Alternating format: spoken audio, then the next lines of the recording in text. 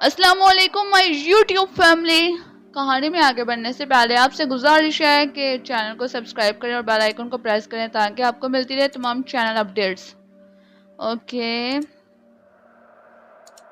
Episode number 52, आसमानी मखलूक की कैद।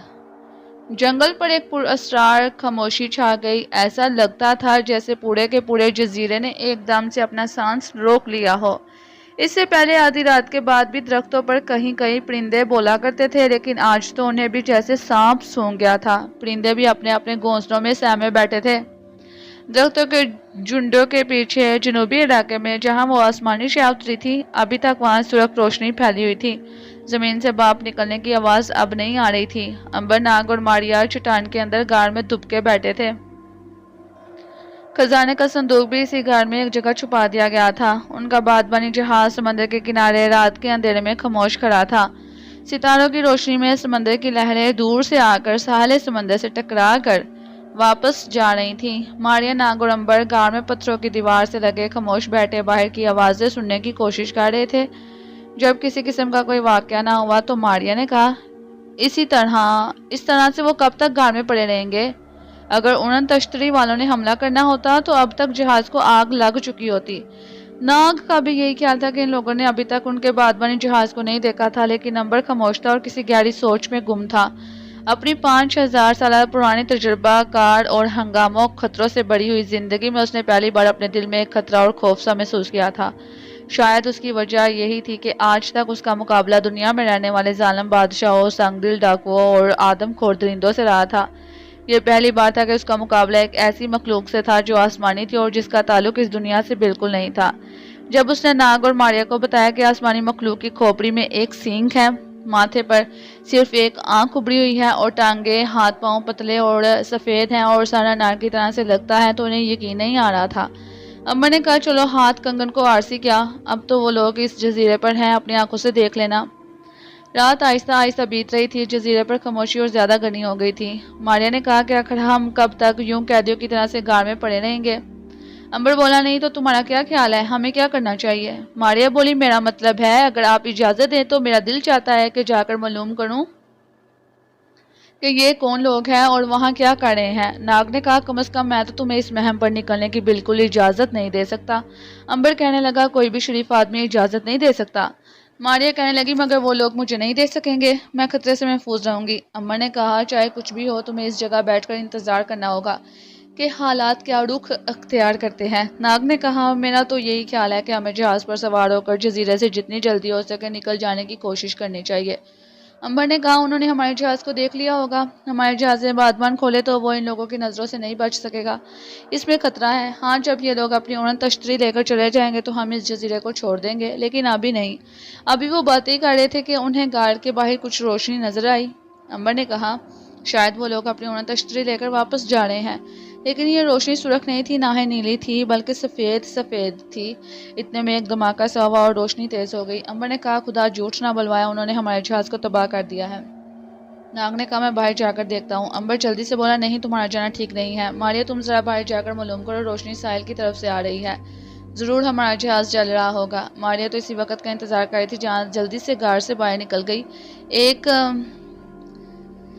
तरफ खड़ी होकर क्या देखती है कि उनके जहाज में खौफनाक आग लगी है और वो धड़ाधड़ से जल रहा है। उसने जल्दी से वापस आकर नाग और अंबर को सूरत हाल से बाखबर किया। तीनों को अपने जहाज के जल जाने का बेहद सदमा हुआ। इस बादबानी जहाज ने उनका बड़ी मुसीबतों और महमों में साथ दिया था। अंबर आह भरकर बोला, काश हम अपने जहाज को बचा सकते, लेकिन दुश्मन बहुत ताकतवर है। कम से कम अगर वो मुझे नुकसान नहीं पहुंचा सकते तो तुम दोनों इनके शोआहों वाले मुहलिक हथियार से जिंदा नहीं बच सकते। मारिया को बड़ा गुस्सा आ रहा था। कहने लगी, अब हम क्या करेंगे? क्या बाकी उम्र इस वीरान जजीरे पर गुजारेंगे? काम वक्तों ने हमारे जहाज को नजरे आतिश कर दिया। खुदा का शुक्र है कि हमारा खजाना बच गया। अंबर बोला, हमें खामोशी से बैठकर हालात का इंतजार करना चाहिए। ये लोग जरूर किसी आसमानी सितारे से उतर कर आए हैं। मैंने कदीम मिस्र में नजूमियों की जुबानी सुना था कि आसमान पर जो सितारे चमकते हैं, इनमें कई सूरज और कई हमारी ज़मीन की तरह हैं, जिन पर हो सकता है लोग भी आबाद हों और वो हमसे ज़्यादा तरक्की याफ्ता हों। आज ये बात सच मालूम हो रही है। यूं ही बातें करते और अपने जहाज़ के जल जाने पर अफसोस करते सुबह हो गई। दिन निकल आया। ये तीनों अभी तक गाड़ में बैठे मुस्तकबिल के बारे में गौर कर रहे थे। अंबर की वजह से नाग और मारिया भी बाहर निकलने की जरूरत नहीं कर रहे थे। अंबर कोई भी कदम सोचे समझे बगैर नहीं उठाना चाहता था, क्योंकि मुकाबला एक अजीबोगरीब और बहुत अनोखी ताकत रखने वाली मखलूक के साथ पड़ गया था। जजीरे पर गार के बाहर सूरज की रोशनी फैल गई। फिर अचानक शोर की आवाज़ आने लगी। ये शोर वही था जो ज़मीन से बाप के खारिज होने वाला शोर था।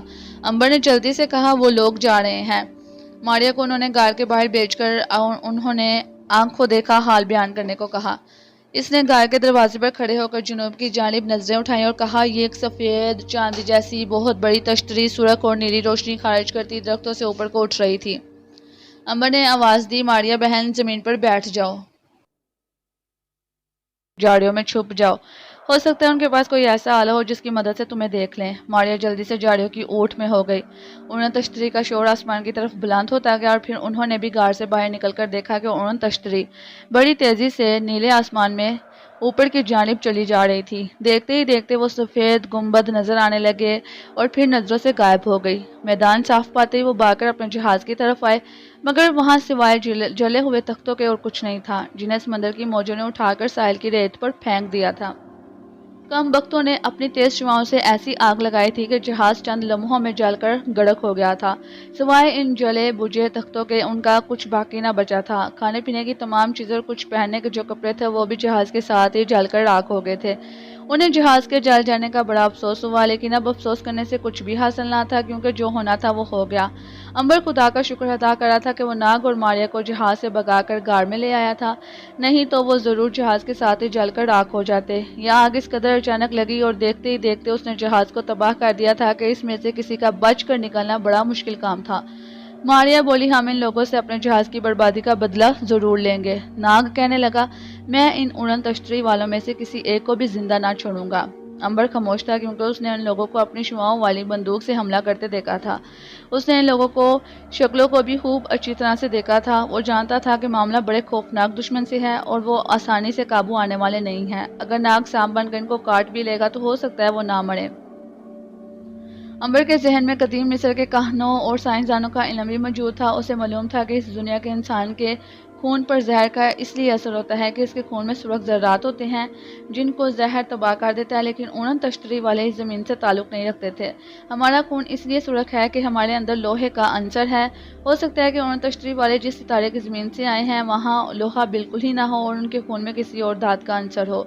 यही वजह थी कि उनके जिस्म सुरख नहीं बल्कि सफ़ेद थे। हो सकता है उनके जिस्म के लिए हमारे सांप का जहर बेअसर हो। अभी इन्हें कुछ मालूम नहीं था कि इन पर कौन सी शय अच्छा असर डालती है और कौन सी शय बुरा असर डालती है। इतना ज़रूर जानता था कि ऑक्सीजन उन्हें नुकसान नहीं देती, क्योंकि उन्होंने अपने चेहरे पर कोई गैस मास्क भी नहीं पहन रखा था। चुनांचे अंबर ने कहा, मेरा ख्याल है हमें इस किस्म की बातें सोचने की बजाय ये सोचना चाहिए कि यहाँ से फरार होने की क्या ज़रूरत हो सकती है। मारिया ने गुस्से से कहा, हम इन लोगों को खूब मज़ा चुकाए बगैर यहाँ से हरगिज़ नहीं जाएंगे। नाग ने कहा, हम इनसे इस ज्यादती का बदला जरूर लेंगे। मारिया ने कहा, ठीक हम। अंबर ने मुस्कुराकर कहा, भाई तुम ठीक कहते हो, लेकिन मेरा ख्याल है कि हमारे लिए यही मुनासिब बात है कि जितनी जल्दी हो सके इस जजीरे से निकल जाए। मारिया तनक कर बोली, अंबर भाई आप इस कदर डरते क्यों हैं इनसे? आखिर वो हमें खा तो नहीं जाएंगे ना? वो हमसे ज़्यादा ताकतवर तो नहीं है ना? अंबर ने कहा, मारिया मैं डरता नहीं हूँ, लेकिन यकीन करो मुझे सूरत हाल की संगीनगी का मुकम्मल एहसास है। मैं समझता हूँ कि अगर हम लोगों ने मुकाबले की तैयारियां शुरू कर दी तो शायद हमें ज़्यादा नुकसान पहुँचे। इस किस्म की बातें करते वो जजीरे के अंदर चले गए। अंबर उन्हें संगे मरमर का वो गोल चबूतरा दिखाने के लिए ले गया, जहां आकर उन्हें तश्तरी उतरती थी। मारिया और नाग चांदी के गोलों को बड़े गौर से देखने लगे जो चांदी की सलाखों पर लगे थे। अंबर ने कहा, मेरा ख्याल है हमें वापस चलना चाहिए, यहाँ ज़्यादा देर रुकना खतरे का बाइस हो सकता है। जाने क्यों जैसे अंबर ने कोई खतरे की बू सूंघ ली थी। मारिया और नाग जिद कर रहे थे कि वो वहाँ रुककर तहकीक करें। हो सकता है कि इन लोगों ने वहाँ अपना कोई खुफिया ठिकाना बना रखा हो। अंबर वापस चलने पर इसरार कर रहा था। आखिर वो इन्हें लेकर गाड़ में वापस आ गया। इनका खजाना पत्थरों के नीचे वैसे का वैसा पड़ा था। अंबर अब सिर्फ एक ही बात सोच रहा था कि जजीरे से निकला कैसा जाए। उनके पास कोई जहाज या कश्ती नहीं थी। ज़ाहिर है उन्हें एक कश्ती तैयार करना थी। ये काम दरख्त काट कर हो सकता था और इनके पास दरख्त काटने के लिए कोई औजार ना आते और समंदर के किनारे जले हुए तख्ते उनके काम नहीं आ सकते थे। दोपहर को उन्होंने दरख्तों से तोड़कर कुछ फल खाए, तालाब का पानी पिया और एक बार फिर इसी मसले पर गौर करने लगे कि वहाँ से फरार किस तरह से हुआ जाए। शाम को अंबर जंगल में गया और कुछ फल तोड़कर ले आया। हल्की हल्की खुनकी हो गई थी। وہ غار میں دبک کر بیٹھ گئے اور باتیں کرنے لگے۔ امبر کو معلوم تھا کہ ماریا ذرا تیز طبیعت کی لڑکی ہے، ہو سکتا ہے یہ کوئی غیر ذمہ دار کی حرکت کر بیٹھے، اسی لیے وہ اسے سمجھانے لگا کہ ان کا جزیرے سے نکل جانا ہی مناسب رہے گا۔ ماریا ہوں ہام سے جواب دیتی رہی۔ یوں باتیں کرتے کرتے امبر کو نیند آ گئی اور وہ سو گیا۔ کچھ دیر تک ناگ اور ماریا باتیں کرتے رہے اور اڑن تشتری والوں کے بارے میں غور کرتے رہے۔ پھر ناگ بھی سو گیا۔ ماریا کو نیند بالکل نہیں آ رہی تھی، جو شے اسے اڑن تشتری والوں کے چبوترے کی طرف دوبارہ لے جا رہی تھی۔ وہ اس کا شوق بھی تھا، احساس انتقام بھی تھا، اور سب سے زیادہ یہ خیال تھا کہ اسے کوئی دیکھ نہیں سکے گا۔ اب جو اس نے دیکھا کہ ناگ اور امبر کھراٹے لے رہے ہیں تو اس کا شوق چمک اٹھا۔ سوچنے لگی کہ چل کر معلوم کرنا چاہیے کہ جہاں سنگ مرمر کا چبوترا ہے وہاں کچھ اور تو ہے نہیں، کیونکہ امبر انہیں بہت جلد وہاں سے واپس لے آیا تھا۔ ماریا بڑے اطمینان سے اٹھی اور غار سے باہر نکل آئی۔ مشرقی طرف والے درختوں سے چاند آہستہ آہستہ اوپر آ رہا تھا، جس کی وجہ سے جزیرے پر بڑی پراسرار سی زرد رنگ کی روشنی کا غبار پھیل رہا تھا۔ عجیب بات یہ تھی کہ کسی درخت پر کوئی پرندہ، یہاں تک کہ الو تک نہیں بول رہا تھا، جو ایسے ویران جنگلوں میں راتوں کو ضرور بولا کرتا ہے۔ صرف سمندر کی جانب سے لہروں کے ہلکے ہلکے شور کی آواز آ رہی تھی۔ ماریا نے بھی بڑے بڑے بھیانک جنگل، صحرا اور جزیرے دیکھے تھے، اور راتوں کو ڈاکوؤں میں بن مانسوں سے مقابلہ کیا تھا۔ ڈر تو اس کی کھال میں بالکل نہیں تھا۔ وہ تو بڑے آرام سے درختوں کے نیچے سے ہوتی ہوئی سنگ مرمر کے چبوترے پر آ گئی۔ چاند اب درختوں سے اوپر اٹھایا تھا اور سنگ مرمر کا چبوترا اس کی روشنی میں خود ایک سفید چاند لگ رہا تھا جو زمین پر پڑا ہوا تھا۔ اس کے ارد گرد لگے ہوئے چاندی کے گولے بھی چمک رہے تھے۔ ماریا ان گولوں کو ہاتھ لگا لگا کر دیکھنے لگی۔ وہ ٹھنڈے تھے اور سخت جیسے پتھر۔ ماریا کی بے خوفی کی ایک بڑی وجہ یہ بھی تھی کہ اس کو معلوم تھا کہ کوئی اسے دیکھ نہیں سکتا، اور وہ سب کو دیکھ رہی تھی۔ اس نے چبوترے پر آ کر ٹہلنا شروع کیا۔ ٹہلتے ٹہلتے وہ چاندی کے گولے کے قریب گئی تو اسے محسوس ہوا اس کا رنگ دوسرے گولوں کے مقابلے میں کچھ سرخی مائل ہے۔ ماریا نے قریب جا کر اسے ہاتھ لگایا تو اسے اپنے ہاتھ کے اندر کچھ لہریں سی جاتی محسوس ہوئیں۔ بڑی حیران ہوئی کہ یہ کیا راز ہے۔ اس نے گولے کو ذرا سا گھمایا تو بائیں جانب کی سیل اپنے آپ اپنی جگہ سے کھسک گئی۔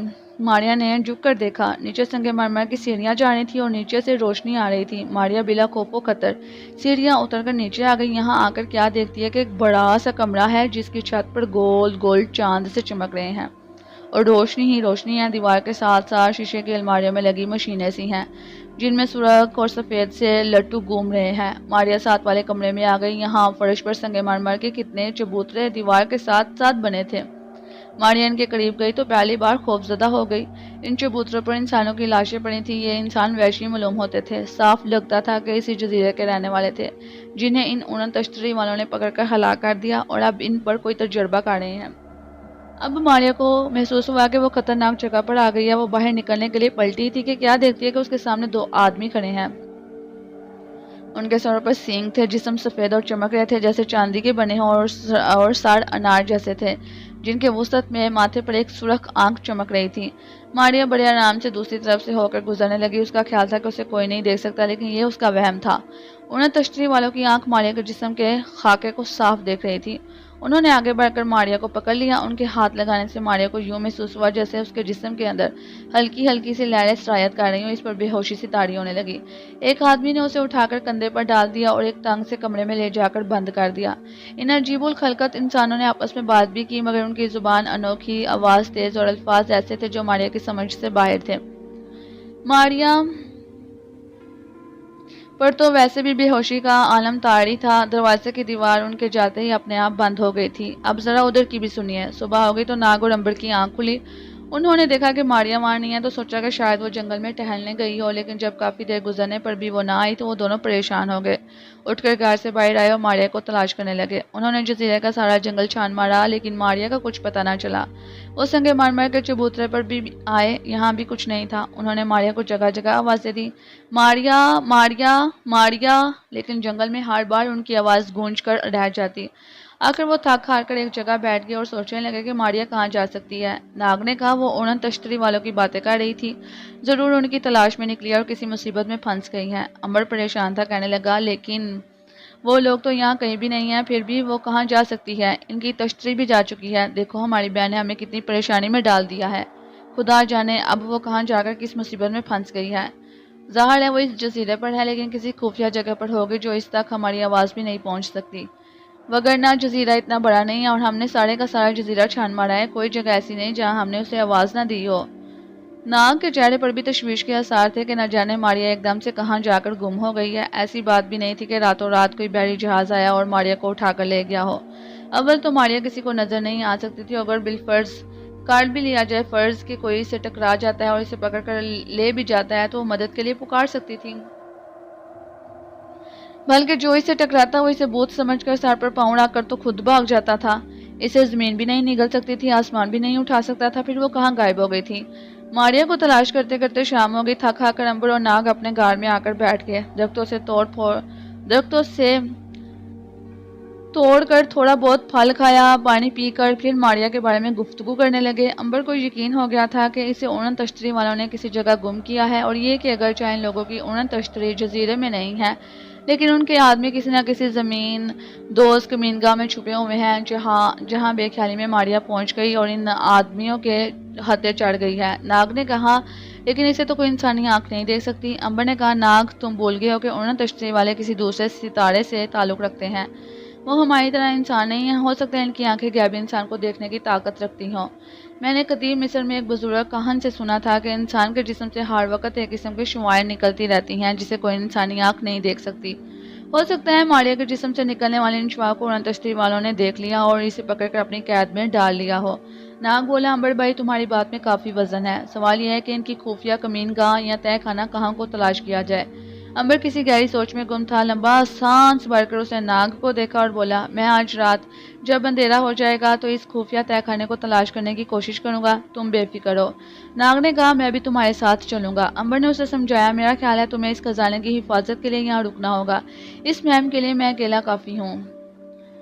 यूं ही बातें करते करते काफी वक्त गुजर गया और रात का अंधेरा गहरा हो गया। फिर जजीरे पर चांद निकल आया और इसकी फीकी सी पुरस्रार सी रोशनी फैल गई। इतने में वही पुरस्रार शोर की आवाज फिर सुनाई दी। उन्होंने जल्दी से गार से बाहर निकलकर देखा कि आसमान से नीली और सुरख रोशनी फैलाती उन्होंने तश्तरी उतरी और जजीरे के जनूबी जंगल के अकब में गायब हो गई। अंबर ने कहा, आसमानी मखलूक फिर अपने मकान में बैठकर जमीन पर आई है। अब हमें फिर से उनके वापस जाने का इंतजार करना होगा क्योंकि हम इनके जाने के बाद ही मारिया को तलाश कर सकेंगे। नाग बोला, हमें देर नहीं करनी चाहिए अंबर, कहीं ऐसा ना हो कि वक्त हमें धोखा दे जाए और हम मारिया बहन से हाथ धो बैठे। अंबर ने कहा, फिक्र की बात नहीं मेरे भाई, हमें अपनी बहन की मुसीबत का पूरा पूरा एहसास है। हम मारिया को तलाश कर कर ही दम लेंगे। यूं अंबर ने गलत फैसला किया था। इसे चाहिए था कि उसी वक्त मारिया की तलाश में निकल खड़ा होता, क्योंकि उधर मारिया को उड़न तश्तरी में सवार करवाया जा रहा था ताकि उसे ऊपर अपने सितारे की सरजमीन पर ले जाकर तजुर्बा किया जा सके कि वो पूरी की पूरी दूसरे इंसानों की तरह दिखाई क्यों नहीं देती, सिर्फ उसके जिस्म से निकलने वाली शुआएं ही क्यों दिखाई देती है। मारिया तो तय खाने के छोटे से कमरे में बंद होकर रह गई थी। उसने पूरी तरह से होश में आने के बाद अपने आप को बिल्कुल बेबस पाया था। वो सिर्फ गायब थी। इसके अलावा इसके अंदर कोई करामाती ताकत नहीं थी। संगमरमर की चार दीवारें ने उसे चारों तरफ से कैद कर रखा था। अचानक उसने उड़न तश्तरी के चबूतरे पर लुकने की आवाज़ सुनी। वो मुहतात होकर बैठ गई। थोड़ी देर बाद दीवार में एक जगह रोशनी हुई और दरवाज़ा बन गया। चार आसमानी आदमी हाथों में शुआएं वाली बंदूक लिए अंदर आए। इसे पकड़कर बड़े कमरे के वस्त में ले गए। इतने में ऊपर छत में एक सुराख हुआ और चांदी की एक सीढ़ी नीचे उतरने लगी जो इसके बिल्कुल करीब आकर रुक गई। मारिया ने उड़न तश्तरी के गोल दरवाजे की जानिब देखा। मौत की शुआएं, जहां सीढ़ी खत्म होती थी और उड़न तश्तरी का गोल दरवाजा शुरू होता था, वहां भी वो दो आसमानी आदमी हाथों में बंदूकें लिए खड़े मारिया को घूर रहे थे। उन्होंने आपस में तेज तेज लहजे और नाकाबिले फहम जुबान और बड़ी आवाज में कोई बात की और इसके साथ एक आदमी ने मारिया को पकड़कर सीढ़ी की तरफ धकेला। अब तो मारिया समझ गई कि उसकी दुनिया की जिंदगी खत्म हो रही है। अब न जाने ये लोग उसे कौन से सितारे की जमीन पर ले जाएंगे और उसके साथ क्या सलूक करेंगे। वो भाग भी नहीं सकती थी। इतने में पीछे से किसी ने उसे बाकायदा धक्का दिया। वो सीढ़ी पर गिर पड़ी। फिर दो आसमानी आदमियों ने इसे पकड़कर सीढ़ी पर खड़ा किया, खुद इस पर खड़े हो गए और सीढ़ी ने आहिस्ता आहिस्ता से ऊपर चढ़ना शुरू कर दिया। सीढ़ी जब आसमानी आदमियों और मारिया को लेकर ऊपर चले गई तो उड़न तश्तरी का दरवाज़ा अपने आप बंद हो गया। अंदर पहुंचकर मारिया ने अपने आप को एक वसी, कुशादा और गोल कमरे में पाया। दीवार के साथ साथ बेशुमार गोल गोल ऐसे आलात लगे थे जिनके अंदर सुरख और नीली सुइयां सी होले होले गर्दिश कर रही थी। वसत में एक स्याह रंग की बहुत सी अजीब कुर्सी पड़ी थी। सामने एक संगमरमर की मेज़ थी जिस पर एक सोने के रंग का चकोर संदूक पड़ा था जिसमें हीरे जवाहरात और नगीने से चमक रहे थे। आसमानी मखलूक मारिया को इस कमरे से भी निकाल कर एक दूसरे कमरे में ले गई। ये एक गोल सा कमरा था जो कद से छोटा और पुरसकून था। یعنی یہاں کسی قسم کی کوئی آواز نہیں آ رہی تھی۔ کونے میں دیوار کے ساتھ ایک بستر لگا تھا، سفید چادر تھی، سفید تکیا تھا اور قریبی ایک چاندی کی تشتری جیسی تپائی لگی تھی جس پر گلاس اور سوراخی پڑی تھی۔ آسمانی مخلوق ماریا کو اس کمرے میں چھوڑ کر چلے گئی۔ تھوڑی دیر بعد ماریا نے بہت سی مشینوں کے ایک ساتھ چلنے کی گڑگڑاہٹ سی سنی، پھر یہ گڑگڑاہٹ ایک جیسے ہلکے شور میں تبدیل ہو گئی جیسے قریب ہی کہیں شہد کی مکھی چکر لگا رہی ہو۔ اس کے ساتھ ہی کمرے کے فرش کو ایک دھچکا سا لگا اور ماریا کو محسوس ہوا کہ انہیں تشتری زمین سے اوپر اٹھ رہی ہے۔ اس کی نظر دیوار پر لگے ایک چوکور شیشے پر پڑی تو کیا دیکھتی ہے کہ وہاں زمین کی ساری تصویر دکھائی دے رہی ہے، یعنی جزیرہ اور سمندر کا کنارہ، درخت اور ٹیلے، سب کچھ نیچے کی طرف جاتا دکھائی دے رہا تھا۔ ماریا اٹھ کر شیشے کے پاس کھڑی ہو گئی اور غور سے زمین دور ہونے کا منظر دیکھنے لگی۔ ایسا منظر اس نے زندگی میں پہلے کبھی نہیں دیکھا تھا۔ چاندنی رات میں جزیرے کے درخت اور سمندر کی لہریں سب نظروں سے دور ہوتی جا رہی تھیں۔ ماریا پر ایک خوف سا طاری ہو گیا، نہ جانے یہ آسمانی مخلوق اسے کہاں لے جا رہی ہے۔ جزیرہ اسے دور ہوتا جا رہا تھا، زمین اسے دور ہوتی جا رہی تھی، ناگ اور عنبر سے دور ہوتے جا رہے تھے۔ خدا جانے اب ان سے پھر کب اور کن حالات میں ملنا ہوگا۔ ماریا کا خوف اور دہشت سے سر چکرانے لگا۔ وہ نیم بے ہوش سی ہو کر بستر پر گر پڑی، اس نے آنکھیں بند کر لیں۔ ادھر ناگ اور عنبر کی بھی سنی ہے، انہوں نے جب اچانک انہیں تشتری کے شور کی آواز سنی تو پریشان سے ہو گئے۔ ناگ نے کہا کہ یہ آسمانی مخلوق ماریا کو اغوا کر اپنے ساتھ نہ لے جا رہی ہو۔ عنبر بھی سوچ میں پڑ گیا کیونکہ ایسا ہو سکتا تھا، لیکن ایک خیال بار بار ان کے اس احساس کو جھٹلا رہا تھا کہ ماریا کسی کو دکھائی نہیں دیتی۔ کاش وہ ایک لمحے کے لیے سوچ رہے تھے کہ آسمانی مخلوق نے ماریا کو دیکھ لیا تھا۔ آسمانی مخلوق ماریا کے جسم سے نکلنے والی شعاع کو دیکھ کر اس کے خاکے کو دیکھ سکتی تھی۔ عنبر نے کہا ماریا نظر نہیں آتی، اس لیے آسمانی مخلوق اسے کبھی نہیں اغوا کر سکتی۔ اتنے میں انہوں نے دیکھا کہ جنگل کے جنوبی درختوں میں سے انہیں تشتری آسمان کی طرف بلند ہوئی۔ آسمان پر سرخ اور نیلی روشنی پھیل گئی اور پھر یہ روشنی دور ہوتے ہوتے ایک ستارہ بن کر رہ گئی اور پھر یہ ستارہ بھی آسمان کی وسعتوں میں غائب ہو گیا۔ دن چڑھا تو ناگ اور عنبر نے ماریا کی تلاش کا کام پھر سے شروع کر دیا، مگر نتیجہ وہی ڈاک کے 3 پاتھ، یعنی ماریا کہیں نظر نہ آئی۔ سارا دن ماریا کو تلاش کرتے کرتے گزر گیا، شام ہو گئی، پھر رات کا اندھیرا چھا گیا اور یوں رات بھی گزر گئی۔ اس طرح سے 4 روز اور گزر گئے۔ چوتھی رات کو ناگ نے سوچا کہ سنگ مرمر کے چبوترے کے پاس جا کر غور سے دیکھنا چاہیے کہ وہاں کہیں ماریا نے کوئی نشان تو نہیں چھوڑا۔ حالانکہ دن میں وہ کئی بار ادھر سے گزرا تھا، مگر رات کو یوں ہی ایک خیال اس کے ذہن میں آیا کہ چل کر ایک بار پھر دیکھوں۔ ہم یوں بھی کہہ سکتے ہیں قسمت نے اس کے ساتھ بھی اپنا کھیل کھیلا تھا۔ عنبر گہری نیند سو رہا تھا۔ ناگ چپکے سے اٹھا اور جزیرے کے اس حصے کی جانب آ گیا جہاں سنگ مرمر کا چبوترا، یا یوں کہہ لیجیے کہ ان تشتریوں کا لانچنگ پیڈ بنا ہوا تھا۔ ستاروں کی روشنی میں سنگ مرمر کا گول چبوترا صاف نظر آ رہا تھا۔ ناگ اس کے قریبی درخت سے ٹیک لگا کے کھڑا اسے غور سے دیکھتا رہا۔ اس کا دل کہہ رہا تھا کہ ماریا اسی جگہ سے اغوا کی گئی ہے۔ چبوترے پر رک کر اس نے ایک ایک شے کو بڑے غور سے دیکھنا شروع کر دیا۔ دیکھتے دیکھتے وہ چاندی کے گولوں پر بھی آ گیا۔ ایک گولے کو اس نے دیکھا کہ اس میں بہت سی مدھم سی سفید شعاعیں نکل رہی ہیں۔ اس نے اس گولے پر ہاتھ رکھ کر اسے ذرا سا دبایا ہی تھا کہ چبوترے کی ایک جانب سے ہلکے سے شور کے ساتھ پتھر کی سیل پڑے ہٹ گئی۔ ناگ دم بخود ہو کر رہ گیا۔ اسے خوشی بہت ہوئی جیسے ماریا کے اغوا کا سراغ مل گیا ہو۔ جہاں سے پتھر کی سیل ہٹی تھی وہاں زمین کے اندر سے ہلکی ہلکی روشنی باہر آ رہی تھی۔ ناگ آگے بڑھائی تھا کہ اسے خطرے کا احساس ہوا۔ اس نے سوچا اسے انسانی روپ میں ہرگز اندر نہیں جانا چاہیے، ایسا نہ ہو کہ کسی مصیبت میں پھنس جائے۔ درخت کے قریب آ کر ناگ نے زور سے سانس بھرا اور جب پھنکار مار کر سانس چھوڑا تو وہ سانپ سفید رنگ کا ایک خوبصورت سانپ بن گیا تھا۔ ناگ نے آگے کی جانب رینگنا شروع کر دیا۔ رینگتے وہ سیڑھیوں سے نیچے اتر گیا۔ مصیبت یہ تھی کہ سانپ کے روپ میں وہ زیادہ اچھی طرح سے اندر کی چیزوں کو نہ دیکھ سکتا تھا اور نہ ہی سمجھ سکتا تھا۔ سانپ کی آنکھوں سے اس نے دیکھا تو اسے وہاں ایک شاندار ہال نما کمرہ نظر آیا جس میں دیواروں کے ساتھ ساتھ گول گول الماریاں سی لگی تھیں جن میں عجیب و غریب قسم کے آلات رکھے تھے۔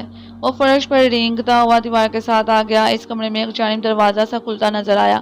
وہ ٹھٹک گیا۔ کیا دیکھتا ہے کہ دروازے میں 2 آسمانی آدمی نمودار ہو گئے۔ ان کے جسم دبلے پتلے تھے اور سفید چاندی کی طرح چمک رہے تھے۔ ہر ایک کے سر کے بیچ میں سے سینگ نکلا ہوا تھا۔ ماتھے پر ایک آنکھ تھی جو سرخ تھی۔ ان کے سر انار کی طرح کے تھے۔ ہاتھوں میں سفید چاندی جیسا ایک چھوٹا سا ہتھیار تھا۔ اسے عنبر کی باتیں یاد آنے لگی۔ ضرور یہی وہ مہلک ہتھیار تھا جس میں سے یہ لوگ شعاعیں پھینک کر انسان کو ہلاک کر دیتے تھے۔ ناگ وہیں اپنی جگہ پر خاموش فرش پر لیٹا رہا۔ ناگ نے محسوس کیا کہ آسمانی لوگ اس کی طرف دیکھ رہے ہیں۔ پھر وہ آگے بڑھے۔ انہوں نے اپنی شعاع بندوق کا رخ سانپ کی طرف کر دیا۔ ناگ کو احساس ہوا کہ وہ پھنس گیا کیونکہ موت کی شعاع سے وہ سانپ بن کر بھی نہیں بچ سکتا تھا۔ اس سے پہلے کہ آسمانی مخلوق کی بندوقوں سے شعاعیں نکل کر ناگ کو بسم کر دیتی اس نے زور سے پھنکار ماری اور انسانی شکل میں ان کے سامنے آ گیا۔ آسمانی مخلوق ڈال کر ایک قدم پیچھے ہٹ گئی۔ انہوں نے اپنی زندگی میں آج تک کسی سام کو انسان کی شکل اختیار کرتے نہ دیکھا تھا۔ یہ ایک حیران کر دینے والی بات تھی جو ان کی آنکھوں کے سامنے ہوئی تھی۔ انہوں نے ایک دوسرے کی جانب تعجب سے دیکھا اور پھر تیز تیز آواز میں کچھ کہا۔ ناگ نے ان سے کہا کہ میں اپنی بہن ماریا کی تلاش میں یہاں آیا ہوں۔ آسمانی مخلوق نے آگے بڑھ کر ناگ کو پکڑ لیا۔ ناگ نے محسوس کیا کہ اس کے جسم میں ہلکی ہلکی سی شعاعیں سرایت کر رہی ہیں۔ اس پر بے ہوشی سی طاری ہونے لگی اور وہ زمین پر گر پڑا۔ گرتے ہی وہ بے ہوش ہو گیا۔ آسمانی مخلوق نے اسے اٹھایا اور دوسرے کمرے میں لے جا کر شیشے کے بنے ہوئے ایک اونچے لمبے تابوت میں بند کر دیا، تاکہ اگر یہ پھر سے سانپ بھی بن جائے تو تابوت سے باہر نہ نکل سکے۔ تابوت میں اتنی آکسیجن موجود تھی کہ ایک زمینی انسان اس میں کم از کم 1 مہینے تک زندہ رہ سکتا تھا۔ اس رات امبر کو بھی بڑی گہری نیند آئی، شاید اس لیے کہ وہ جزیرے میں دن بھر کی دربدری کے بعد تھک گیا تھا۔ صبح اٹھ کر دیکھا کہ ناگ بھی غائب ہے۔ اس نے سوچا شاید جنگل میں سیر وغیرہ کرنے نکل گیا ہوگا۔ غار سے نکل کر جزیرے میں اس کی تلاش شروع کر دی۔ دوپہر تک اسے تلاش کرتا رہا، اسے جگہ جگہ آوازیں بھی دی، مگر ناگ وہاں ہوتا تو جواب دیتا نا۔ اس کا کہیں جزیرے پر نام و نشان تک نہ تھا۔ تھک ہار کر اپنے غار میں آ کر بیٹھا رہا، سوچ میں پڑ گیا کہ یہ اس کے ساتھ کیا ہو رہا ہے۔ پہلے ماریا غائب ہو گئی اور اب ناگ غائب ہے۔ آخر یہ لوگ کہاں گئے اور کیسے گم ہو گئے؟ اگر آسمانی مخلوق نے انہیں اغوا کیا ہے تو پھر امبر کو کیوں چھوڑا؟ لیکن آسمانی مخلوق تو وہاں کہیں بھی نہیں تھی۔ ان کی اڑن تشتری زمین سے جا چکی تھی۔ کیا وہ پیچھے کچھ لوگ چھوڑ گئے تھے؟ اگر ایسی بات تھی تو وہ لوگ کہاں تھے؟ امبر کو تو آسمانی مخلوق صرف اس وقت ملی تھی کہ جب ان کی تشتری جزیرے پر موجود تھی۔ یہی سوچ سوچ کر امبر کا دماغ کھولنے لگا۔ وہ اٹھ کر سمندر کے کنارے آیا، منہ ہاتھ دھو کر درختوں سے کچھ پھل توڑ کر کھائے،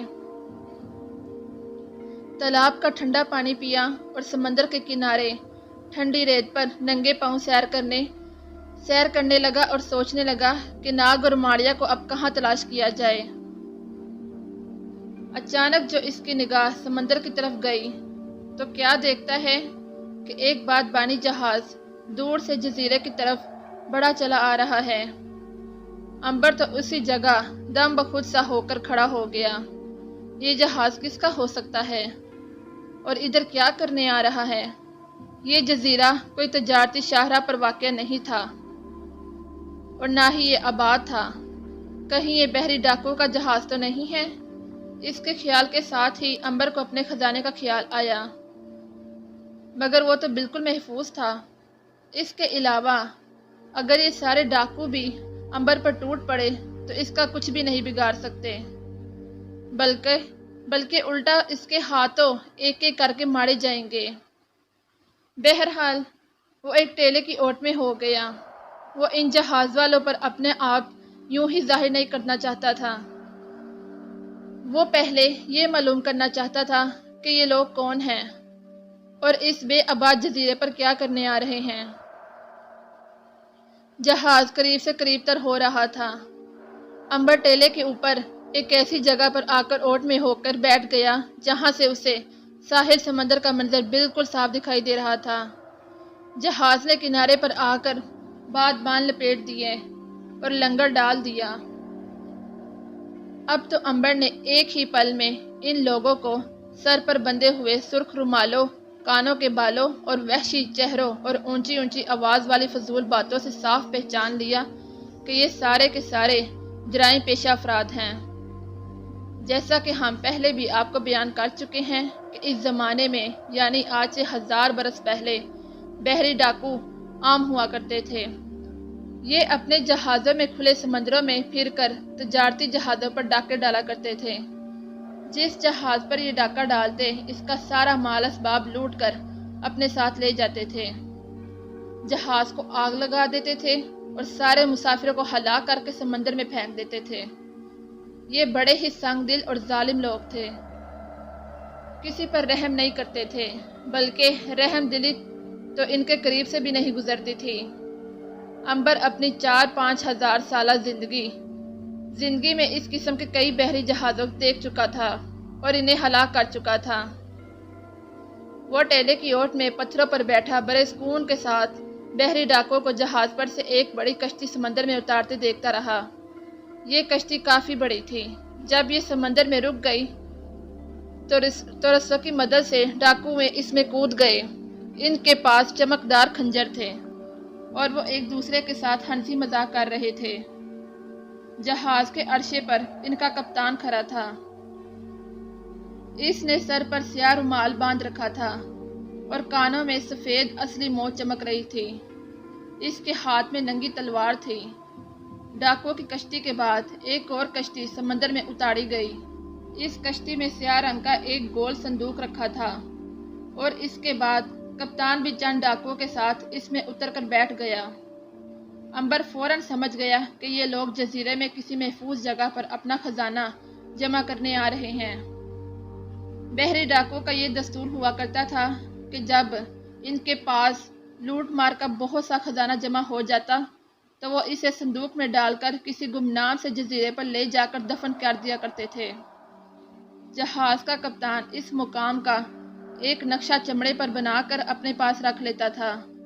जब कभी इसे खजाने की जरूरत पड़ती तो वो इसी नक्शे की मदद से जजीरे पर आकर अपना खजाना निकालकर वापस ले जाते थे। अक्सर ऐसा भी होता था कि कप्तान इन तमाम लोगों को मौत के घाट उतार देता जिनको मालूम होता था कि खजाना जजीरे में किसी जगह दफन है। बल्कि कप्तान इन लोगों को भी इसी गरे में खजाने के साथ ही दफन कर दिया करता था। डाकुओं की दोनों कश्तियां साहिल पर आकर रुक गई। इन्होंने कश्तियों पर रेत को खींच लिया और कप्तान के हुक्म का इंतजार करने लगे। डाकू बड़े खुश थे और जजीरे के दरख्तों की तरफ देख देख कर कहके लगा रहे थे और मुंह से जानवरों की आवाजें निकाल रहे थे। कप्तान ने अपना तलवार वाला हाथ फिजा में बुलंद किया। सारे डाकू खामोश हो गए। वो डाकू ने खजानों का संदूक अपने कंधों पर उठाया और कप्तान के साथ एक तरफ चल पड़े। मालूम होता था कि कप्तान इससे पहले भी जजीरे पर आ चुका था। वह यूं चल रहा था जैसे ये रास्ते उसके जाने पहचाने हों। एक जगह दरख्तों के झुंड में वो रुक गया। इसने तलवार से इशारा किया। डाकुओं ने खजाने का संदूक जमीन पर रख दिया और बेलचों से जमीन खोदनी शुरू कर दी। देखते ही देखते वहां पर एक गहरा गड्ढा बन गया। अंबर टेकड़ी पर दरख्तों की ओट में छुपा हुआ ये सारा मंजर अपनी आंखों से देख रहा था। सामने आकर इनसे ख्वामख्वाह लड़ाई झगड़ा मोल नहीं लेना चाहता था। इसे इनके खजाने से भी कोई सरोकार नहीं था, क्योंकि इसका अपना खजाना इसके लिए एक मुसीबत बना हुआ था। कप्तान ने खजाने को जमीन में उतरवा कर ऊपर से गरा मिट्टी से भर दिया। फिर इसने खुद इस जगह पर एक बड़ा सा पत्थर उठाकर रख दिया और अपने सीने पर बंधे हुए थैले में से चमड़े का एक नक्शा निकालकर इस पर खंजर से चंद आड़ी तिरछी लकीरें डाल दी। डाकुओं ने कप्तान की जिंदगी और सेहत के लिए खुशी से नारे लगाए। इनके शोर से दरख्तों पर बैठे परिंदे डर के मारे उड़ गए। अब इन्होंने वहां आग जला ली। जहाज पर से दूसरे डाकू को भी कश्ती में बैठकर वहां आ गए और इन्होंने आग पर सालम बकरे भूनने शुरू कर दिए। वो हंस हंस कर एक दूसरे से मजाक कर रहे थे, एक दूसरे के पीछे भाग रहे थे और रेत पर कलाबाजियां लगा रहे थे। अंबर खामोश टेकड़ी पर झाड़ियों के पास बैठा ये सारा तमाशा देख रहा था। इसका दिल माड़िया और नाग से बिछड़ जाने पर बड़ा उदास था और वो यही सोच रहा था कि इन्हें किस जगह पर तलाश किया जाए। अगर वो जजीरे पर इसके साथ मौजूद होते तो बड़ी आसानी से बहरी डाकुओं के इस जहाज पर कब्जा किया जा सकता था। फिर वो बड़े सुकून से अपना भी खजाना साथ लेकर इस जजीरे को अलविदा कह सकते थे। लेकिन अब अंबर वहां कैसे जा सकता था? वो इस जजीरे पर रहकर पूरी तफ्तीश करना चाहता था कि नाग और माड़िया कहाँ गायब हो गए और कौन लोग इनको अगवा करके ले गए। सूरज गरूब हो रहा था। अंबर टेकड़ी से नीचे उतर आया। इसे दूर समंदर के किनारे पर से बहरी डाकुओं के शोरो गुल और कहकों की आवाज़ें सुनाई दे रही थीं। वो दिल में नाग और माड़िया का ख्याल लिए बोझल कदमों से चलता हुआ अपने गार में आकर बैठ गया। एक बार इसके जहन में ख्याल आया कि वो क्यों ना डाकुओं के जहाज पर कब्जा कर ले, ताकि जब माड़िया और नाग उसे मिल जाएं तो वो इसमें सवार होकर जजीरे पर से निकल जाए। लेकिन सवाल ये था कि क्या खबर माड़िया और नाग कहाँ हैं और वो इसे कब और किन हालात में मिलेंगे। यूं ही डाकुओं से मुकाबला करके इन्हें हलाक करके वो जहाज को लेकर क्या करेगा। जब नाग और माड़िया मिल जाएंगे तो फिर वहां से निकलने का बंदोबस्त भी किसी न किसी तरह से हो ही जाएगा।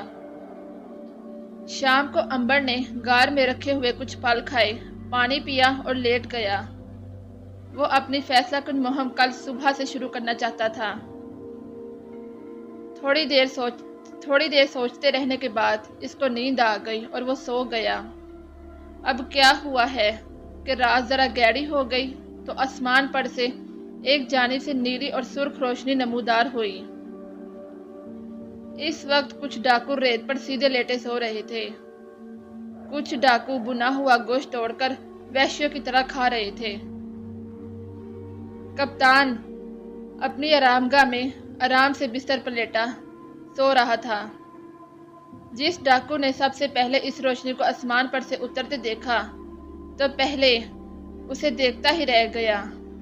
इसमें इतनी सकत ही नहीं रही कि वो अपने दूसरे साथियों को बता सके कि वो क्या देख रहा है। इतने में एक और डाकू ने देखा कि आसमान से एक चमकदार गोल शय अजीब शोर के साथ नीली रोशनी फेंकती हुई जजीरे के जनूब की तरफ जा रही है। इसने शोर मचा दिया। अब सब डाकू आसमान की तरफ देखने लगे। उड़न तश्तरी को देखकर एक बार तो कप्तान भी दंग रह गया। वो कश्ती में उठकर बैठ गया, फिर कश्ती से उतरकर साहिल पर आ गया। सारे डाकू भागकर इसके इर्द गिर्द इकट्ठे हो गए। एक डाकू बोला, सरदार, ये क्या शय जजीरे में उतर रही है। सरदार ने कहा, ये कोई सितारा है। दूसरा बोला, नहीं सरदार, आसमान से देवता लोग जमीन पर आ रहे हैं। तीसरा डाकू बोला, क़यामत आने वाली है। सब चीख पड़े, क़यामत, भागो भागो, क़यामत आ गई। डाकू के कप्तान ने चीख कर कहा, खामोश, रुक जाओ बदबख्त शैतानों, मुझे कुछ सोचने दो। सारे डाकू सहम कर रुक गए और सरदार कप्तान के इर्द गिर्द जमा हो गए और इसे सोचते हुए देखने लगे। रोशनी दरख्तों के पीछे जाकर छुप गई। अब शोर रुक गया था, मगर उड़न तश्ती के गुंबद के ऊपर से जो सुर्ख रोशनी निकल रही थी, इसने दरख्तों के ऊपर आसमान को सुर्ख कर दिया था। डाकू का कप्तान बड़ा खुसर और जिद्दी आदमी था। इसने हुक्म दे दिया कि वहां चलकर मालूम किया जाए कि ये लोग कौन हैं और क्या ये हमारे खजाने की तलाश में तो नहीं आए। सारे डाकू इसके हुक्म के मुताबिक खामोशी से जिधर रोशनी आ रही थी उधर चल पड़े और दिल ही दिल में डर रहे थे। गिरते पड़ते सहमे सहमे से जब वो इस मुकान पर पहुंचे जहां संगे मरमर का चबूतरा था, तो उड़न तश्तरी को खड़े देखकर कई एक ने चीख मारकर पीछे हट गए। कप्तान भी अपनी जगह पर खड़ा उड़न तश्तरी में से निकलती सुर्ख रोशनी को देखता रहा। ये क्या चीज है? इस सवाल का जवाब किसी के पास नहीं था, लेकिन हर एक के जहन में यही एक सवाल था। उड़न तश्तरी वालों ने भी डाकुओं को देख लिया था। इन्होंने तो जमीन पर उतरते हुए डाकुओं के बहरी जहाज को भी देख लिया था और इन्हें जजीरे पर इन लोगों की मुदाखलत भी बुरी लग रही थी। इधर एक अहमक डाकू के दिल में जाने क्या ख्याल आया कि इसने जमीन पर से पत्थर उठाकर पूरी ताकत से उड़न तश्तरी पर मार दिया। पत्थर तश्तरी की दीवार से लगकर नीचे गिर पड़ा। इसकी देखा देखी दूसरे डाकुओं ने भी उड़न तश्तरी पर पत्थर बरसाने शुरू कर दिए। अचानक इस उड़न तश्तरी या खलाई जहाज की खिड़की में से एक सीरी अपने आप बाहर निकली और दरवाजे पर दो खलाई इंसान चांदी जैसे लिबास में मलबूस हाथों में शिवाय पिस्तौल लिए खड़े नजर आए। डाकू एक पल के लिए दम बखुद से हो गए। इन्होंने जब एक ऐसी मखलूक को देखा जिसके सर पर सींग निकला था, माथे पर एक ही आंख थी, टांगे सफेद सफेद चांदी जैसी थी, तो खौफ और दहशत के मारे इनके मुंह खुले के खुले रह गए। किसी ने चीख कर कहा, ये देवता नहीं शैतान है, इन्हें खत्म कर दो। और इसके साथ ही डाकुओं ने खलाई इंसानों पर पत्थर बरसाने शुरू कर दिए। दोनों इंसान बड़े इत्मीनान से खलाई जहाज के दरवाजे पर खड़े थे, फिर इनके कदमों पर गिर रहे थे। वो बेसुकून के साथ सीढ़ी पर से उतर कर जरा आगे आगे, डाकू जरा पीछे पीछे हटे और इन्होंने संगे पाड़ी शुरू कर दी। पत्थर खलाई इंसानों से टकराकर दूर गिर रहे थे और इनको कोई चोट नहीं लग रही थी। शायद अब खलाई इंसानों का पैमाना सब्र लबरेज हो चुका था। इन्होंने शुआई पिस्तौल से फायरिंग कर दी। पिस्तौल में से तेज सफेद शुआ ने निकलकर एक साथ 2 डाकुओं को जलाकर भस्म कर दिया था। देखते देखते कितने ही डाकू मार गए। बाकी डाकू जहाज की तरफ भागे, लेकिन खलाई इंसान इनका पीछा कर रहे थे। डाकू अभी कश्तियों पर ही सवार हो रहे थे कि इन्होंने इन पर शिवाय फेंक दी। एक धमाका हुआ और दोनों कश्तियों में आग लग गई। कप्तान ने समंदर में छलांग लगा दी और वो अपने जहाज पर चढ़ गया। अभी इसने लंगर उठाकर बांध खोले ही थे कि किनारे पर खड़े दोनों खलाई इंसानों के पिस्तौलों में से बैक वक्त शुआएं निकली और जहाज से टकराई। जहाज को एक धमाके के साथ आग लग गई। इस धमाके की आवाज ने अंबर को जगा दिया। वो जल्दी से गार से बाहर आया। क्या देखता है कि समंदर में डाकुओं के जहाज में आग लगी है। जनूब की तरफ देखा तो आसमान पर सुर्ख रोशनी हो रही थी। वो समझ गया कि उड़न तश्तरी वालों ने जजीरे पर आकर बहरी डाकुओं के जहाज को बर्बाद कर दिया है। एक तरफ होकर वो खामोश खड़ा जहाज को जलते और गर्क होते देखता रहा। रात आधी से ज्यादा गुजर चुकी थी। थोड़ी देर बाद जहाज जल बुझकर समंदर में गर्क हो गया और जजीरे पर एक गहरा ऐसा सन्नाटा छा गया। अंबर गार में आकर घास के बिस्तर पर लेट गया और सोचने लगा कि अब इसे क्या करना चाहिए। आखिर इसने दिल में एक फैसला कर लिया और सोने की कोशिश करने लगा। अंबर ने ये एक और गलती की थी कि इसने सुबह का इंतजार किया। इसे चाहिए था कि जो कुछ भी इसने फैसला किया है इस पर इसी वक्त अमल करता। सुबह जजीरे पर दिन चढ़ा और अंबर उठकर संगे मरमर के चबूतरे की तरफ गया तो वहां खलाई जहाज बिल्कुल नहीं था। खलाई जहाज रात के पिछले पहर किसी वक्त जा चुका था। अंबर को जगह जगह बहरी डाकों की जली हुई राख शुदा लाशें जमीन पर पड़ी मिली। ये लाशें कुछ इस तरह जल गई थी कि इनकी हड्डियां भी राख बन गई थी। खलाई इंसानों की बंदूक में इस कदर गर्मी थी कि हड्डियों का गूदा तक जलकर राख हो गया था। ये भी जिंदगी का एक अनोखा तजुर्बा था जो अंबर इस वक्त कर रहा था। नाक का कहीं निशान तक न था। पहले माड़िया गुम हुई, अब नाक गुम हो गया। कहीं ऐसा तो नहीं कि कलाई मखलूक नाक को भी माड़िया के बाद अगवा करके ऊपर सितारे पर ले गई हो। ऐसा हो सकता है। अंबर साहिल समंदर पर आ गया। यहाँ बहरी डाकों की मजीद लाशें राख बनी रेत पर पड़ी थी। इनका जहाज जलकर डूब चुका था। हैरत की बात थी कि वो एक दिन के अंदर अंदर जजीरे के साहिल पर खड़े 2 जहाज आग की नजर हो गए थे। डाकुओं की दोनों कश्तियां भी आग ने तबाह करके समंदर में बहा दी थी। किनारे की रेत पर बहरी डाकुओं ने रात को जो आग जलाई थी इसकी जली बुझी लकड़ियां अभी तक वैसे ही पड़ी थीं। अंबर गहरी सोच में गुम जजीरे में इधर उधर घूमता फिरता रहा। इसने रात यही फैसला किया था कि सुबह उठकर वो खलाई जहाज के अंदर जाकर हालात मालूम करने की कोशिश करेगा, लेकिन इसने ये नहीं सोचा था कि वो लोग रात को ही गायब हो जाएंगे। शाम हो गई। अंबर ने थोड़े बहुत फल दरख्तों से तोड़कर खाए और गार में वापस आकर लेट गया। रात गहरी हो गई तो सोचते सोचते उसे नींद आ गई और वो सो गया। सुबह सूरज की किरणों ने गार के दरवाजे पर आकर रोशनी की तो अंबर की आंख खुल गई। इसने नदी पर जाकर गुस्ल किया और एक बार फिर संगे मरमर के चबूतरे की जानिब चल पड़ा। अभी वो चबूतरे से दूर ही था और एक जगह टेले का मोर घूम रहा था कि एक खंजर खटाक से आकर इसकी कमर पर पेवस्त हो गया। अंबर ने घूमकर देखा, जरा ही दूर एक दरख्त की ओट में एक आदमी खड़ा इसे घूर रहा था। अंबर समझ गया कि ये बहरी डाकू है। खुशकिस्मती से बच गया है और अब इसे मारने की फिक्र में है।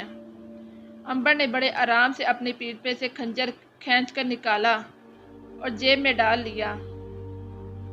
अब बहरी डाकू ने तलवार सोच ली और अंबर की तरफ हमला करने लगा। अंबर दिल में हंस पड़ा कि अजीब पागल आदमी है, अभी इसका गुलाम बना होगा। अंबर ने कहा, ए अहमक इंसान, अपनी तलवार वापस पेटी में ही लगा ले। तू मेरा बाल भी बेका नहीं कर सकेगा, उल्टा मेरे हाथ से ही कत्ल हो जाएगा। बहरी डाकू ने तलवार लहराते हुए कहा, मैं तुझे कत्ल करके तेरे कपड़े उतार कर खुद पहनूंगा और फिर तुझे आग पर भूनकर अपने पेट की प्यास बुझाऊंगा। अंबर ने कहा, बेवकूफ अहमक, क्या इस जंगल के सारे फल खत्म हो गए हैं? डाकू बोला, नहीं, मैं तुझे जरूर हलाक करूंगा, नहीं तो तू मुझे मार देगा। तू जरूर आसमानी लोगों में से है और तुमने मेरे साथी को भी हलाक कर दिया है, हमारा जहाज भी तुमने तबाह कर दिया है। अंबर इसे समझाता रहा कि वो आसमानी मखलूक नहीं है, लेकिन अनपढ़ और जाहिल बहरी डाकू को समझ में नहीं आ रहा था। इसने तलवार से अंबर पर हमला कर दिया। तलवार का पहला वार अंबर ने अपने हाथ पर लिया। तलवार इसके हाथ से टकराकर वापस चली गई। डाकू बड़ा हैरान हुआ। दूसरा वार इसने अंबर की गर्दन पर किया। अंबर ने कोई हरकत न की। तलवार अंबर की गर्दन से टकराकर टूट गई। अब तो बहरी डाकू को नानी याद आ गई। अंबर ने खंजर इसकी गर्दन पर चबोते हुए कहा, अब बता अहमक, अगर मैं तुझे हलाक कर दूं तो तू क्या करेगा?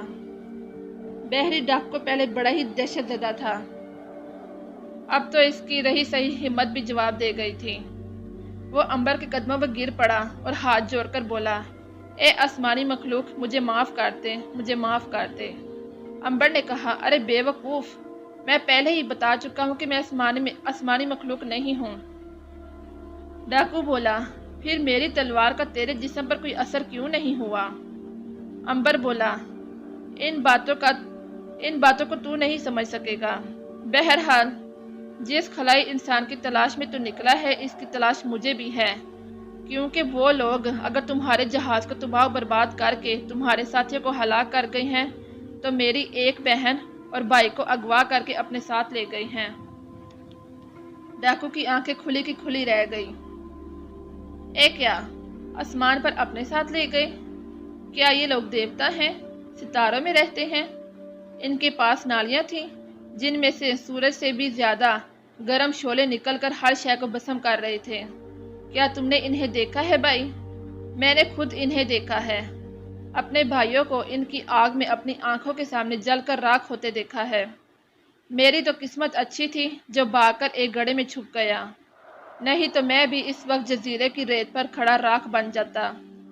अंबर ने सोचा कि ये क्या एक अहमक सा आदमी पल्ले पड़ गया है, ख्वामख्वा इसका वक्त ज़ाया कर रहा है, मगर अब तो इससे छुटकारा भी मुमकिन ना था। इस डाकू ने अंबर पर सवालों की बौछार कर दी। अगर तुम आसमानी इंसान नहीं हो तो फिर तुम पर तलवार का असर क्यों नहीं हुआ? क्या तुम्हारे जिस्म में हमारी तरह लाल लाल खून नहीं है? तुम्हारे जिस्म में खंजर ने जख्म क्यों नहीं डाला? अंबर इनके इन सवालों से बड़ा परेशान हुआ। ये बड़े कुदरती सवाल थे, मगर अंबर इस जाहिल डाकू को इनका जवाब नहीं देना चाहता था।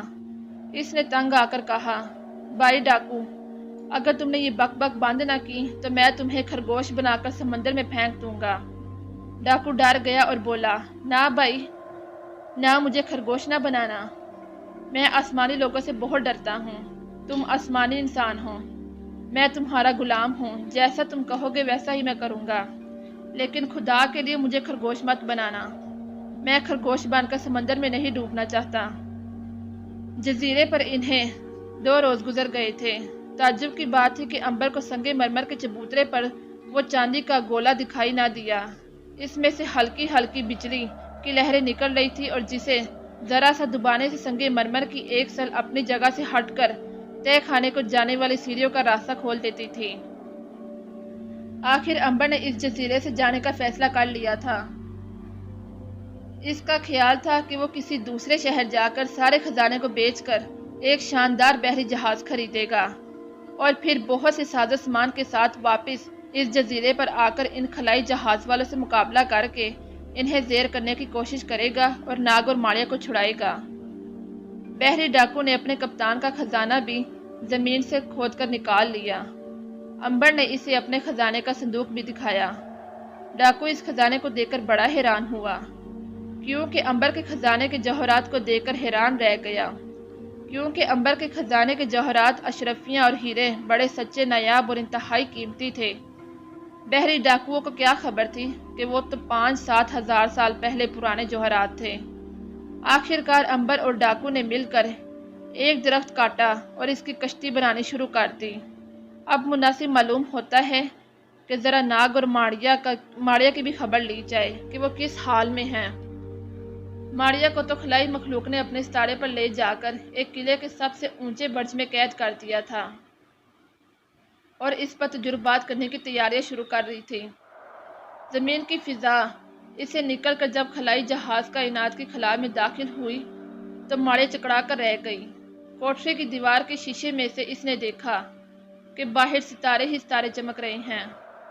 आसमान स्याह काला हो गया है और कई चमकदार सितारे इसके खलाई जहाज के करीब से होकर पीछे गुजर जाते हैं। आखिर इनका खलाई जहाज एक ऐसे सितारे की फिजा में दाखिल हुआ जिसने इसे अपनी तरफ खींचना शुरू कर दिया। जहाज को एक झटका सा लगा और फिर इसने बड़े सुकून से सितारे की ज़मीन पर उतरना शुरू कर दिया। माड़िया शीशे के साथ लगी बाहर का मंजर देख रही थी। ज़मीन पर इसे कोई दरख्त नज़र नहीं आ रहा था। चारों तरफ सहरा, छोटे छोटे स्याह काले पहाड़ उबड़े हुए थे। ज़मीन पर स्याह रेत बिछी हुई थी। आसमान भी स्याह था। कहीं कहीं सफ़ेद सितारे चमक रहे थे। वहाँ रात का वक्त था। खलाई जहाज एक बुलंद पहाड़ की चोटी पर जाकर रुक गया। माड़िया को चांदी की जंजीरों में जकड़ कर खलाई जहाज से निकाल कर बाहर लाया गया तो इसने महसूस किया कि इसे सांस लेने में दिक्कत महसूस हो रही है। वो खांसने लगी। फौरन ही इसे एक गोल कार में बिठाकर कहीं ले जाया गया। इसका सांस ठीक हो गया। जाहिर था कि इस सितारे पर ऑक्सीजन की मकदार बहुत कम थी। गोल गाड़ी में ऑक्सीजन फालतू छोड़ दी गई थी। यहाँ खलाई इंसान भी मास्क पहने फिर रहे थे। हाँ, जहाज या गाड़ी के अंदर इन्हें मास्क की ज़रूरत नहीं पड़ती थी। माड़िया को लेकर वो लोग पहाड़ी वाले महल के सबसे ऊपर के बुर्ज में आ गए। यहाँ इसे एक कमरे में कैद कर दिया गया। रात को इसे खाने पर किसी जानवर का बुना हुआ गोश्त और पानी दिया गया। गोश्त का जायका बगैर नमक के था और पानी भी खारा था। इसमें भी जैसे ऑक्सीजन की कमी थी क्योंकि वो बहुत भारी था। माड़िया ने खाना खा लिया। क्या करती, इसे सख्त भूख और प्यास लगी थी। माड़िया को अंबर और नाग की फिक्र खाई जा रही थी कि वो जब सोकर उठेंगे तो इसे गार में मौजूद ना पाकर किस कदर परेशान होंगे। इसे क्या खबर थी कि दूसरे खलाई जहाज में नाग भी इसी के पास ही पहुंचने वाला है। नाग को जिस जहाज में एक ताबूत के अंदर बंद किया गया था वो इसे लेकर ज़मीन की फ़िज़ाओं से निकलकर एक सितारे की फ़िज़ा में दाखिल हुआ तो नाग ने भी एक झटका सा महसूस किया। ताबूत के चारों तरफ बड़े मजबूत किस्म के शीशे की 4 दीवारें थी। वो कोशिश के बावजूद इसे हिला न सका।